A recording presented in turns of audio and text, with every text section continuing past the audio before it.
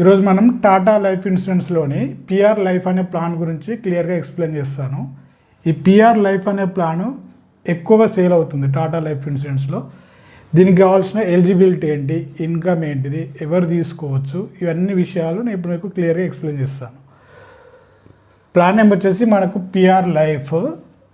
దీనికి కావాల్సిన eligibility, health అనేది పర్ఫెక్ట్గా ఉండాలి, ఏ విధమైన హెల్త్ ఇష్యూస్ ఉండొద్దు, బీపీ కానీ, షుగర్ కానీ, థైరాయిడ్ కానీ, అతనికి ఏదైనా సర్జరీస్ అయినా కూడా ఈ పాలసీకి ఎలిజిబుల్ కాదు. ఏజ్ వచ్చేసి 18 ఇయర్స్ నుంచి 65 ఇయర్స్ వరకు ఇవ్వచ్చు. ఎడ్యుకేషను మినిమం 12th ఉండాలి, ఎన్ఆర్ఐ అయితే కనుక డిగ్రీ ఉండాలి. ఇన్కమ్ వచ్చేసి గ్రాడ్యుయేట్ అండ్ ఎబో అయితే minimum 3 lakhs per annum income ఉండాలి. సాలరీడ్ అయితే 12th minimum 5 lakhs per annum annual income ఉండాలి. అదే బిజినెస్ పీపుల్ అయితే 3 years ITRs మనకు అతను సబ్మిట్ చేయాల్సి ఉంటుంది. 3 years ITRs అంటే లేటెస్ట్ ITRs. ఇది ఫైనాన్షియల్ 2025-26 అంటే మనకు కావాల్సింది 2024, 25, 23, 24, 22, 23. ఆ 3 years ITR కొందరు 5 lakhsకు సబ్మిట్ చేస్తారు, కొందరు 6 lakhs, కొందరు 7కి సబ్మిట్ చేస్తారు. మనకు ఆ 3 years ITR యావరేజ్ తీసినప్పుడు 5 lakhs అండ్ ఎబో ఉండాలి బిజినెస్ పీపుల్కి అయితే. అదే ఎన్ఆర్ఐకి అయితే కనుక minimum annual income 10 lakhs per annum అనేది ఉండాలి. డిగ్రీ కంపల్సరీ, ఏ విధమైన హెల్త్ ఇష్యూస్ ఉండకూడదు. ఈ ప్లాన్ విషయానికి వస్తే మనకు ఇది insurance plus investment plan. Example, ఒక 1 crore మన ప్యాకేజ్ తీసుకున్నప్పుడు ఇందులో base sum assured, accidental death, ATPD 3 ఉంటాయి. ఏడీను ఏటీపీడి డిఫాల్ట్ ఉంటుంది ఇన్బిల్ట్గా. మనం దాన్ని రిమూవ్ చేయడానికి కానీ మళ్ళీ యాడ్ చేయడానికి కానీ ఉండదు, ఇన్బిల్ట్ ఉంటాయి. బేస్ సమ్ అష్యూర్డ్ మనకు 2 విధాలుగా ఉంటుంది, 88 lakhs ప్లస్ 12 lakhs. ఈ 12 lakhs అనేది TTI, term and terminal illness. అంటే ఏదైనా కస్టమర్కి కానీ ఈ పాలసీ తీసుకున్న హోల్డర్కి కానీ టర్మ్ అండ్ టెర్మినల్ ఇల్నెస్ అంటే ఆ క్యాన్సర్ వచ్చినా, బ్రెయిన్ ట్యూమర్స్ వచ్చినా, ఏదైనా health issues, major health issues వచ్చి డాక్టర్ కనుక ఇతను 6 months కంటే ఎక్కువ రోజులు సర్వైవ్ కాడు, చనిపోతాడని సర్టిఫై చేస్తే ఈ 12 lakhs అనేది ట్రీట్మెంట్ కోసం ముందే తీసుకోవచ్చు. ఒకవేళ తను ఆ 12 lakhs తీసుకోలేడు, డైరెక్ట్ టెర్మినల్నెస్ వచ్చింది, లేకపోతే డైరెక్ట్ డెత్ అయ్యాడు, 1 crore నామినీకి ఇస్తారు. ఇదే బేస్ సమ్ అష్యూర్డ్ అని అంటారు. ఇందులో 2 రైడర్స్ ఉంటాయి, ఏడీ, ఏటీపీడి. ఏడీ అంటే యాక్సిడెంటల్ డెత్, ఏటీపీడి అంటే యాక్సిడెంటల్ టోటల్ పర్మనెంట్ డిజబిలిటీ. 2 కూడా 1 CR ఉంటుంది. ఇప్పుడు ఈ ప్లాన్ ఏ విధంగా మనకు అప్లికేబుల్ అవుతుందంటే, ఎనీ డెత్, పాలసీ తీసుకున్న పర్సన్ ఏ విధంగా చనిపోయినా సరే, బిఎస్ఏ అంటే base sum assured 88 lakhs plus 12 lakhs 1 crore ఇస్తారు. యాక్సిడెంటల్ డెత్ అయినప్పుడు ఏడి యాక్సిడెంటల్ డెత్ రైడర్ ఉంది కదా 1 CR, ఇది plus base sum assured 1 CR, 2 కలిపి 2 CR ఇస్తారు. యాక్సిడెంటల్ డెత్ అంటే పాము కుట్టినా, తేలు కుట్టినా, కరెంట్ షాక్ కుట్టినా, రోడ్ యాక్సిడెంట్ అయినా ఇవన్నీ కూడా యాక్సిడెంటల్ డెత్ కిందకు వస్తాయి. అంటే మన ప్రమేయం లేకుండా జరిగే ఏ డెత్ అయినా సరే దాన్ని యాక్సిడెంటల్ డెత్ అంటారు. అటువంటి సందర్భాల్లో మనకు బేస్ సమ్ అష్యూర్డ్ ఏదైతే ఉందో 1 crore ప్లస్ ఈ రైడర్ సమ్ అష్యూర్డ్ 1 crore, 2 కలిపి 2 CR అనేది నామినీకి ఇవ్వడం జరుగుతుంది. యాక్సిడెంటల్ టోటల్ పర్మనెంట్ డిజబిలిటీ, ఈ వాటి గుర్తుపెట్టుకోవాలి. టోటల్ పర్మనెంట్ డిజబిలిటీ అంటే 100% డిజబిలిటీ రావాలి అతనికి. అంటే ఏదైనా యాక్సిడెంటే జరిగింది, ఏదైనా కరెంట్ షాక్ కొట్టినప్పుడు కాళ్ళ చేతిలో పెయిన్ అయ్యి, రోడ్ యాక్సిడెంట్ అయినప్పుడైనా సరే, ఏదైనా 2 మేజర్ ఆర్గన్స్ అంటే 2 కళ్ళు కావచ్చు, 2 చెవులు కావచ్చు, 2 చేతులు కావచ్చు, 2 కాళ్ళు కావచ్చు, లేదంటే ఒక కన్ను, ఒక చెవి, ఒక కాలు, ఈ విధంగా బాడీలో మెయిన్ పార్ట్స్ ఏవైనా 2 డిస్పర్స్మెంట్ అయితే కనుక దాన్ని టోటల్ పర్మనెంట్ డిజబిలిటీ అంటారు. దీనికి సర్టిఫికేట్ తెచ్చుకోవాలి గవర్నమెంట్ నుంచి, డిజబిలిటీ సర్టిఫికేట్. అందులో 100% అని క్లియర్గా మెన్షన్ చేసి ఉంటే అతనికి 1 CR అనేది ఇస్తారు. సేమ్ ఈ యాక్సిడెంటల్ డెత్ అనేది పబ్లిక్ ప్లేస్ కానీ, పబ్లిక్ ట్రాన్స్పోర్ట్ కానీ. పబ్లిక్ ప్లేస్ అంటే కనుక ఇప్పుడు మన గోకుల్ చాట్లో బాంబ్ బ్లాస్ట్ జరిగింది, దిల్సుఖ్నగర్ బస్ స్టాండ్లో బాంబ్ బ్లాస్ట్ జరిగింది, హోటల్ తాజ్లో బాంబ్ బ్లాస్ట్ జరిగింది, ఇటువంటివన్నీ పబ్లిక్ ప్లేసు, వీటిని పబ్లిక్ ప్లేసెస్ అంటారు. పబ్లిక్ ట్రాన్స్పోర్ట్ అంటే మొన్న బస్ ప్రమాదం జరిగింది, అంతకుముందు ఎయిర్ ఇండియా ప్లేన్ అనేది క్రాష్ అయింది, అవి ట్రాన్స్పోర్ట్ కిందకు వస్తాయి. మనకు దగ్గరలో అంటే కొండగట్టు బస్ ప్రమాదం ఒకటి జరిగింది. ఇలా అటువంటివన్నీ పబ్లిక్ ట్రాన్స్పోర్ట్ అంటారు. పబ్లిక్ ట్రాన్స్పోర్ట్ అంటే ఇంకో మీనింగ్ ఏంటంటే 7 seater and above. Yellow tax board ఉన్న ఏదైనా సరే, ఎట్టిగా ఎల్లో ట్యాక్స్ ఉంది, అది పబ్లిక్ ట్రాన్స్పోర్ట్ కిందకి వస్తుంది. మినీ వ్యాన్స్ ఉంటాయి, అవి పబ్లిక్ ట్రాన్స్పోర్ట్ కిందకి వస్తుంది. ఇలా 7 సీటర్ కంటే ఎక్కువ ఉన్న వాటిని పబ్లిక్ ట్రాన్స్పోర్ట్ కింద కన్సిడర్ చేస్తారు. అటువంటి టైంలో మనకు base sum assured 1 CR plus AD, ఈ రైడర్ ఉంది కదా 1 CR, ఇది 2 టైమ్స్ వస్తుంది. అంటే టోటల్ 3 crores అనేది accidental death public place public ట్రాన్స్పోర్ట్లో జరిగినప్పుడు ఇవ్వడం జరుగుతుంది. సేమ్ ఏటీపీడీ ఇందాక చెప్పాను కదా, యాక్సిడెంటల్ టోటల్ పర్మనెంట్ డిజబిలిటీ, ఇది కూడా పబ్లిక్ ప్లేస్ కానీ పబ్లిక్ ట్రాన్స్పోర్ట్లో జరిగినప్పుడు 2 CR ఇవ్వడం అనేది జరుగుతుంది. ఇదంతా కూడా గ్యారెంటెడ్. ఇది మనకు ఇన్సూరెన్స్. మరి ఇన్వెస్ట్మెంట్ ఏంటి అంటే నేను ఇప్పుడు మీకు ఇంకోసారి చెప్తాను.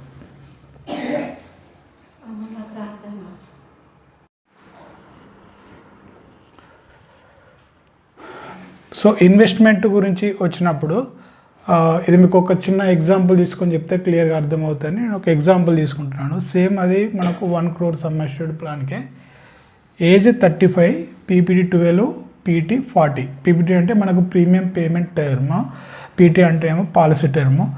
ఈ 35 years ఉన్న పర్సన్కి మనకు ప్రీమియం బేస్ సమ్ అష్యూర్డ్కి ఏమో 68,217 వస్తుంది. యాక్సిడెంటల్ డెత్కు 16,600 వస్తుంది. ఏటీపీడీకి 9,264. ఇంకోటి హెల్త్ బడ్డీ ఓపీడీ అనేది మనకు కొత్తగా యాడ్ అయింది ఈ ప్లాన్లో, దానికి మనకు 1,600 rupees పడుతుంది. టోటల్ ప్రీమియం వచ్చేసి ఏజ్ 35 ఉన్న పర్సన్కి 1 crore ప్యాకేజ్కి 1,07,781 rupees ప్రీమియం అనేది ఛార్జ్ అవుతుంది. ఎంతకి 12 పీపీటీకి, అంటే ఓన్లీ 12 years తను ప్రీమియం పే చేస్తే సరిపోతుంది. పాలసీ కవరేజ్ వచ్చేసి తనకి 40 years ఉంటుంది. అంటే ఇప్పుడు ఏజ్ 35 ప్లస్ 40 అంటే 75 years వచ్చేంత వరకు తనకు ఈ పాలసీ ద్వారా లైఫ్ కవర్ అనేది ఇవ్వడం జరుగుతుంది. Example, age 35, 12 years premium payment చేస్తాడు.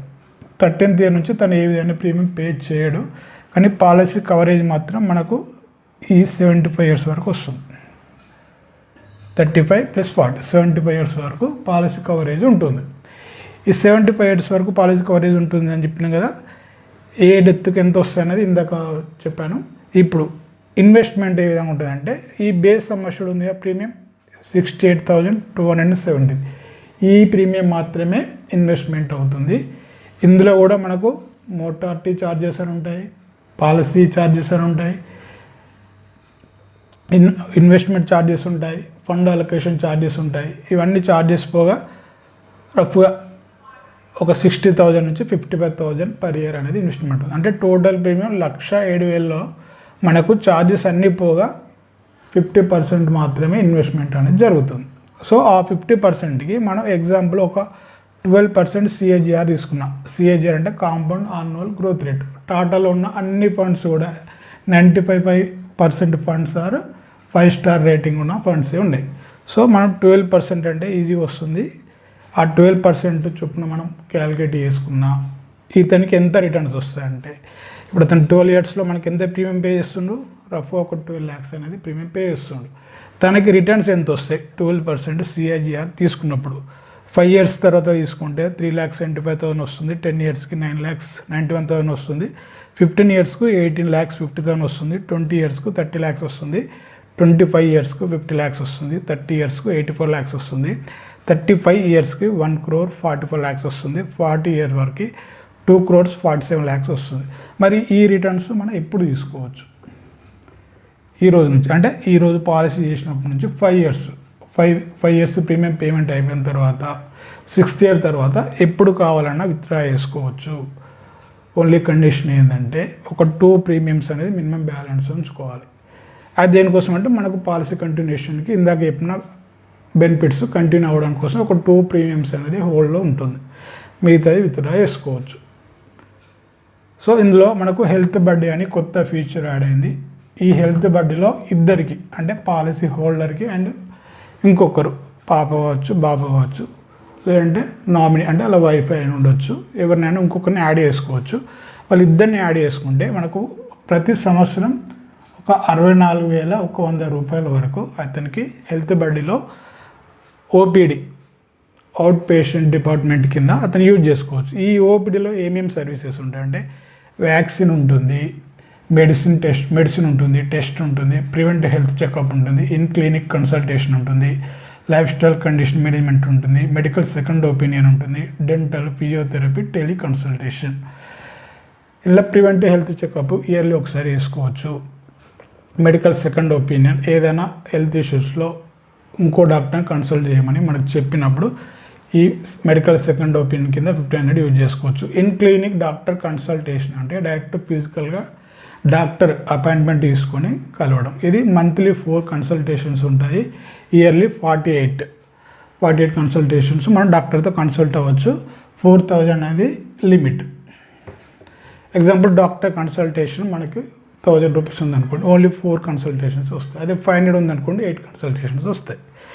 టెలి కన్సల్టేషన్ ఇవి 28,000 వరకు మనకు టెలి కన్సల్టేషన్ అనేది ఒక సంవత్సరంలో యూజ్ చేసుకోవచ్చు. టోటల్ 64,100 అనేది హెల్త్ బెడ్ కింద ఇద్దరికి, పాలసీ హోల్డర్కి అండ్ ఇంకొక పర్సన్ని నామినీ ఉండొచ్చు, ఇంకెవరినైనా అలా ఫ్యామిలీ నుండి యాడ్ చేసుకుంటే వాళ్ళిద్దరు కలిపి 64,100 ఒక సంవత్సరానికి యూజ్ చేసుకోవచ్చు. ఇది ఎన్ని సంవత్సరాలు యూజ్ చేసుకోవచ్చు అంటే ఓన్లీ 15 ఇయర్స్ వరకు మాత్రమే హెల్త్ బడ్డీ అనేది యాక్టివ్గా ఉంటుంది. సో ఇది నేను ఎగ్జాంపుల్ 35 ఇయర్స్కి చెప్పాను. మీకు కనుక ఈ పాలసీ నచ్చి మీరు చేసుకోవాలనుకుంటే మీ ఏజ్, మీరు ఏం వర్క్ చేస్తారు, యాన్యువల్ ఇన్కమ్ ఎంత ఉందో పింగ్ చేస్తే నేను మీకు ఈ ప్లాన్ గురించిన పూర్తి డీటెయిల్స్ మీకు పంపిస్తాను. For more details contact my number.